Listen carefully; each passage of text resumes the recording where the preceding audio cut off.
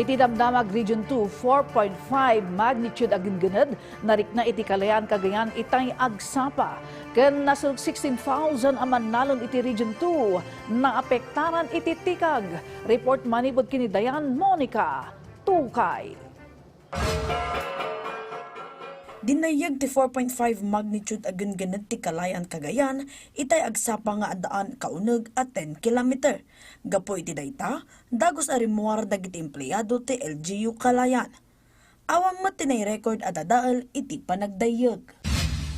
Iti Isabela, impaima ti National Irrigation Administration Isabela kadwa ti National Commission on Indigenous People Region 2, ti maysa a solar-powered pump irrigation project iti munisipyo ti Benito Soliven.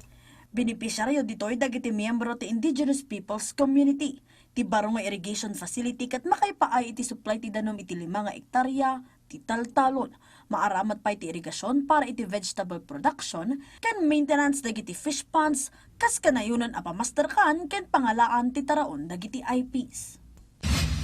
Iti Cagayan, nagtatarip nung ti gobernador ti probinsya ken Department of Agriculture Regional Field Office 2 para iti El Nino Contingency Plan tapno matulungan dagiti corn farmers a naapektaran iti tikak.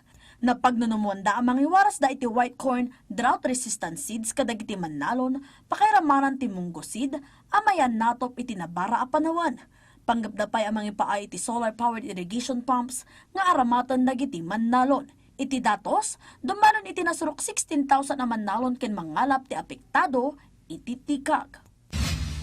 Kabayatan na, nang rugin ti cloud seeding operations ti Department of Agriculture Regional Field Office 2 iti probinsya ti Isabela ken Cagayan, kasungbat da iti epekto ti El Nino. May basar iti datos, nasurok 43,000 nga hektarya at talon ti mais, ken 1,078 nga hektarya ti talon ti pagay ti naapektaran, gapoy iti kinakurang ti danom.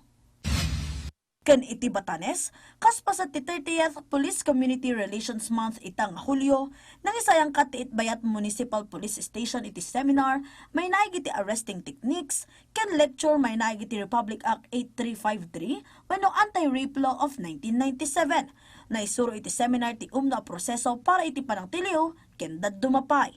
Imbinglay dapay ti kinapatag ti karbangan dagiti biktima, panangitan dudo ti gender sensitivity, ken daddumapay. Dayan Monica Tukay para iti Pagilian.